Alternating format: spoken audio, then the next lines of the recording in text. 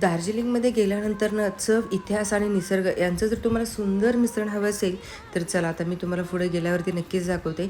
आता कालच्या मिनी ब्लॉगमध्ये आम्ही चहा पावडर घेतलेलं होतं तर ते तुम्ही बघितलंच असाल. सो तिथून आम्ही असं सरळ निघाल्यानंतर ना आम्हाला ना की एक फेमस दार्जिलिंगमधलं एक फेमस बेकरी जे आहे हे ग्लिनेरेस बेकरी.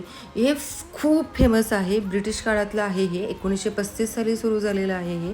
ब्रिटिश स्टाईल आर्किटेक्चर आहे आणि एवढं बघून तिथलं ॲम्बियन्स वाव एकदम शांत आणि आल्हाददायक.